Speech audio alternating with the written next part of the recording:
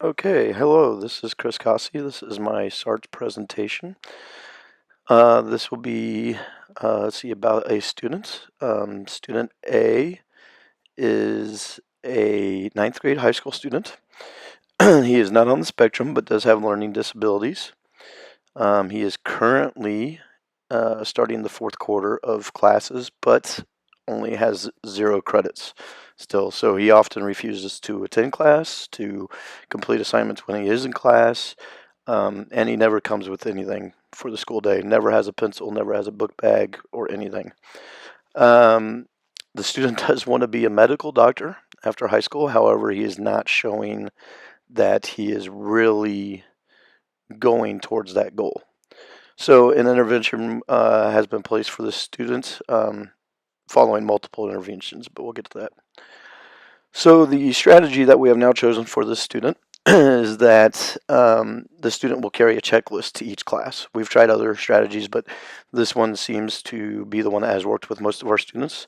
So the checklist will indicate if the student was on time to class, if the student participated in class, and if the student is uh, staying in class. So prior to him leaving class, he is to give the teacher his little checklist, and then the teacher will make the marks on that. If the student returns the checklist at the end of the day to me, he will be provided a snack, which we have discovered that snacks are very important to this student. So, with the visual and tactile support, the student, this strategy does include this element, as the student will have a checklist that they will take to each class. So that checklist is actually a visual indicator for the student to make sure that they do go to each class, that they do what they are supposed to do. And then with the students bringing that checklist back to me at the end of the day, the student will receive a snack for it. When we come to sensory considerations, this particular strategy does not consider any kind of sensory considerations. As far as we can tell, the student does not have any real major sensory issues. There might be some biological issues, as we've determined that he is attention deficit disorder. Does not take medication for any of that.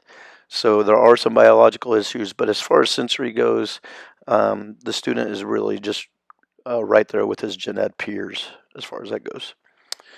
For positive reinforcement, does this current strategy include this element? Yes, the current strategy does include a positive reinforcement. The first positive reinforcement is getting good marks on his checklist from his teachers. So when he sees that he, is getting good marks, whether it's that he attended class or that he participated or that he turned in assignments, it does help him feel good about himself. It is more of an intrinsic award. The snack at the end of the day is definitely a positive reinforcement for the students. I'm not exactly sure regarding the home life of the student, but the way that he kind of chows down on these snacks really shows us that there might be something missing at home. Again, those biological needs that he might not be getting enough to eat, enough food, which could also be causing his attention span to be messed up. So, by providing him a snack, he does seem to want to go to class more often. Not necessarily complete the work, but at least attend class. Um, so, for individualized and motivating, does this strategy include this element? Yes, it does.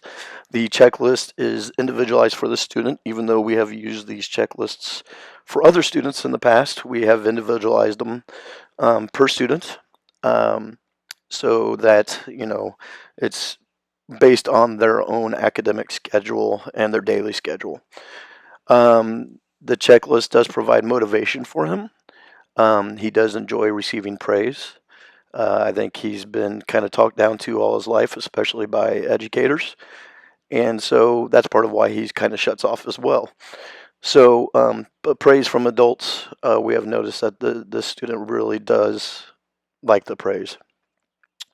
And then, of course, the extrinsic reward of the snack that I've mentioned before, um, that really seems to motivate him at least to go to class, which is at this point kind of where we are with the students. We just want to get them in the classroom. So, moving on to teaches what to do. Does this strategy include this element? Yes. It does teach the student what he needs to get done. He needs to go to class.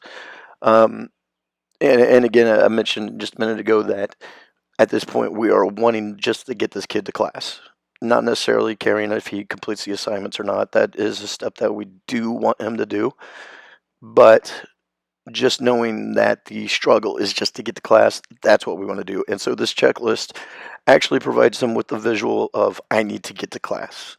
If I want this snack, if I want this praise, I need to be in class. I need to go, try to participate, try to complete the work. If that doesn't work, we'll see what happens moving forward, but at least getting him to class. As far as predictable and consistent, is this current strategy including this element? Yes. Um, this is definitely a predictable strategy. Every day he knows to come to my room and get the sheet in the morning. If he does not, then lucky for me, I have the plan time first thing in the morning, so I will track him down. But that actually has not really been the case, just a couple times where he forgot. But he is actually coming to me in the morning, so he knows what to do when he gets to school. And then the sheet is consistent. Every day is the same. Every day on the sheet is exactly the same. The questions are the same. Every class is the same. So as long as he is consistently making each of those targets, then he gets his motivation, he gets his rewards. So it is predictable and consistent. Is this reliable implementation? Does the current strategy include this element? Yes. The checklist was sent out to each of his teachers for them to review before the intervention actually began.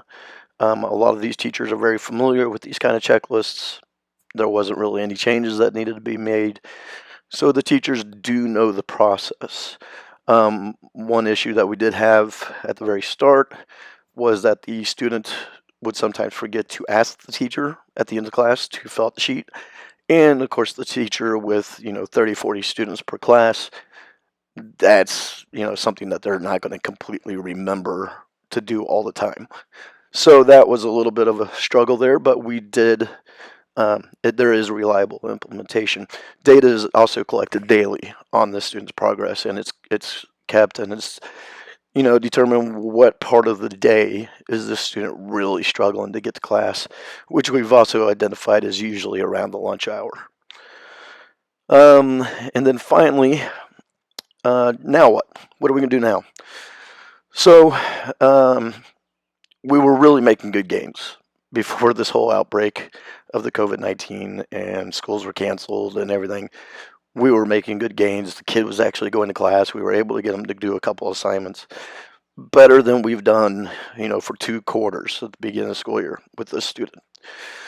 Unfortunately now, with the outbreak, we're not sure what's going to happen. I am worried about the student. I've tried to contact the student multiple times over the past couple of weeks. Can I get a hold of them? Can I get a hold of his guardians? He lives with his grandparents. I seriously doubt that they have internet connection.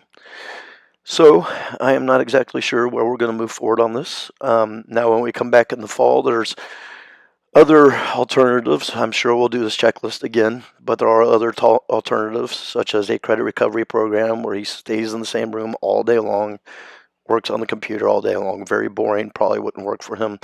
And then we have another thing called Twilight School, where the student can attend from 3 to 5 p.m. and work on assignments via computer programs.